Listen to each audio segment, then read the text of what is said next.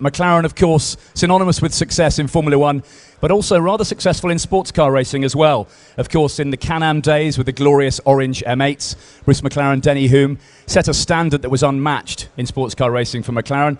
And of course, McLaren won Le Mans on its debut with the F1 in 1995.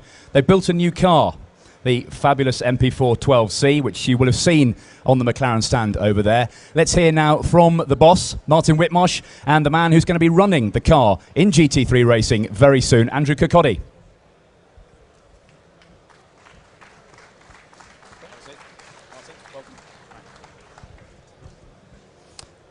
That video, Martin, evoked wonderful memories of McLaren's last foray in sports car racing. You're back with a fantastic road car and you're going to race it. Just talk us through the thoughts behind that. Well, I think anyone who's looked at the road car, and certainly under the skin, it was intended always to be a road car, but it really looks like a race car. So it was inevitable we were going to go and race. As a business, we had to decide when, but we also knew that if we didn't race it, someone else was going to. So, you know, we're a racing company. Getting excited about going racing in GT is very easy for us. And in fact, what we're going to try and do is keep our discipline. That's why we've signed up with CRS and Andrew here to really run the program so that some of us don't get too enthusiastic, too involved in it, and we concentrate on some of the other things that we're trying to do as a business. McLaren has moved in recent months to really promote its ambitions in road car manufacturer. Over the next few years, we're going to see a lot of new production cars coming out of Woking, aren't we? Absolutely. I mean, 12C's had a fantastic reception. A lot of people have shown great interest, a lot of orders taken, and you know, we're starting to build those now, and that's a very exciting time. But the ambition of McLaren is to be more than a Formula One team. Of course, you know, Formula One is what we're passionate about. We want to win in Formula One, but we've decided that we're going to be a road car company that needs a range of cars. 12C is just the start of that, and over the coming 3 or 4 years, there's going to be a rollout of a range of products that are going to be sold through dealerships around the world. And I think you proved with the F1 back in 1993 when it first came out that you took it very seriously and you created the ultimate supercar. And in many respects, it remains unbeaten.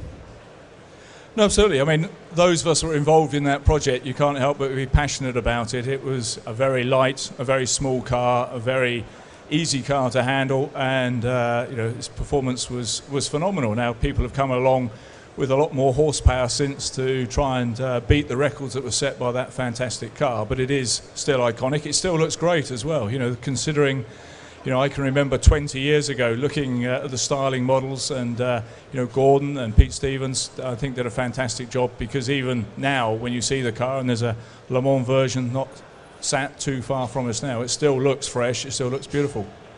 Andrew, fantastic privilege for CRS to be in partnership with McLaren. How did the relationship come about?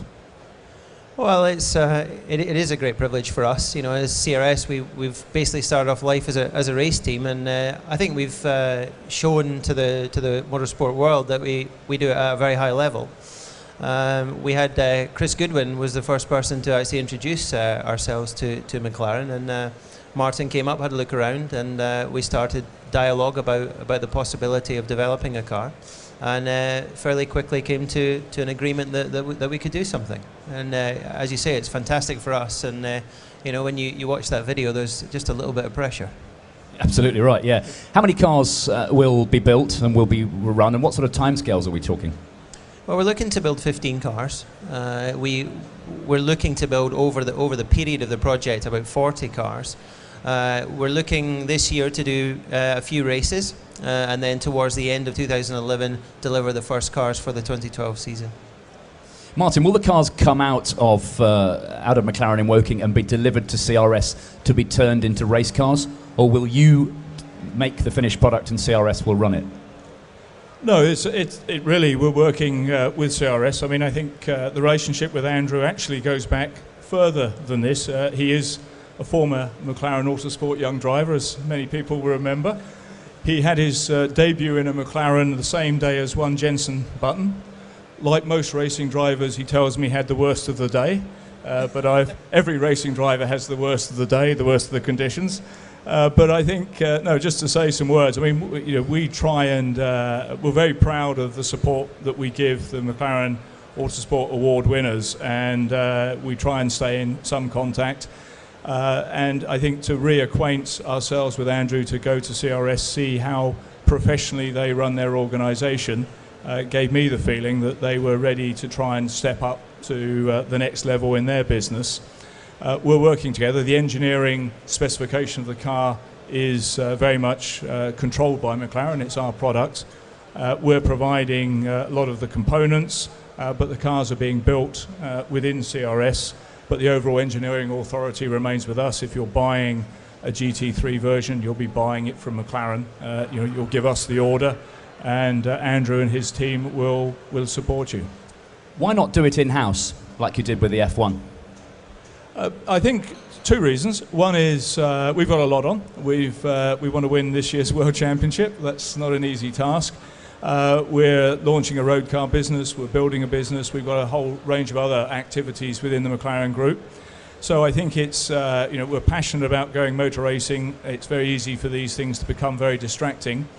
And I think also, whilst we have raced in GT and we've had some notable success, I think it would be arrogant of us to believe we understood the market. And, I think Andrew and his team have been active recently. They know how the GT market works. We've got to recognise that this is an equivalence formula. So, the natural racing instinct that we have within racing has got to be tempered by the fact that the cars are going to have some control over their performance. That goes against how we normally go motor racing.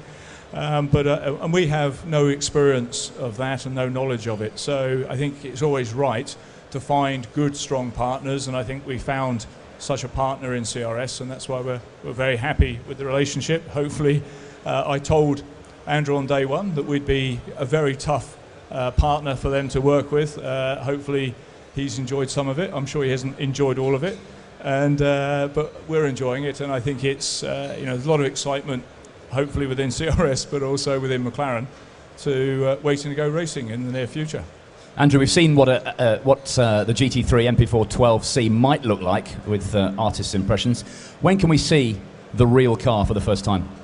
Well, the car will run fairly soon. The exact time frame is not set as yet, but we hope to have a car running very early this year.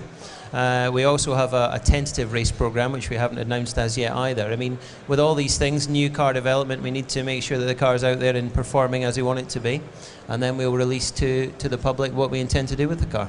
He's being very cautious, actually. He will have the car running at the beginning of March. He's slightly nervous, Martin. You've got to be careful not to say the wrong thing. Just explain briefly where GT3 sits in the sort of plethora of sports car disciplines, because there are quite a few and they're quite complicated. Yeah, I mean, GT3 was something that was kind of dreamed up by Stefan Rattel and the SRO to come up with a car that was a cheap car to build, a cheap car to run. I think with all these things, with all these formulas, it starts to develop and starts to get a little bit away from themselves. And actually a GT3 car now is a very complex car. I mean, it's an extremely quick car, and in a lot of cases, the GT3 version of a car is quicker than, say, the GT2 version, which starts to become confusing for the people watching the races, as you say. Yeah, don't forget it's a McLaren, so cheap is a relative term.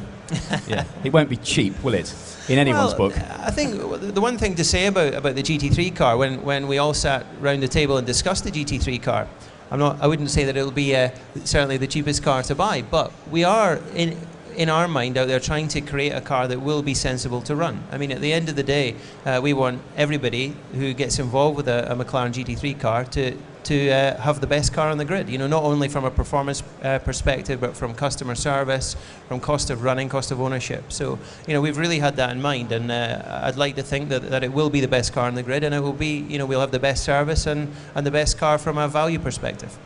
If a private individual or organisation came to you and said, I want to start a team, I want to run a McLaren MP4-12C, would you be able to accommodate them? And how many checks would they have to rip out of the book?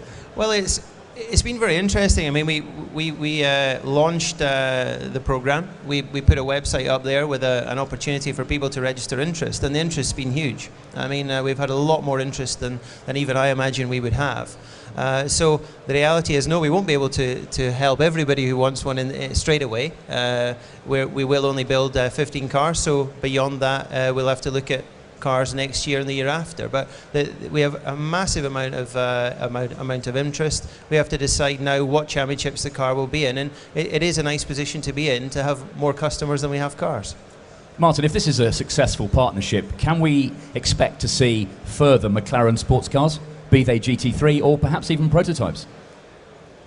Well, in fact, regardless of the success of this partnership, and I'm sure it will be very successful, we will race, and there will be GT2s, there will be GT4s, there will be GT Endurance. The nature of the cars that we're developing, not just 12C, they are very much race bred. They incorporate the approach, the technology that we have in our Formula One cars. So they're ideally suited to going motor racing, and it's about what our brand is, what our passion is. So this is the first of the new era of GT racing, and I hope, and I believe, incidentally, that we're going to have a good and a long-term successful partnership with CRS, not just in GT3, but in lots of other GT categories.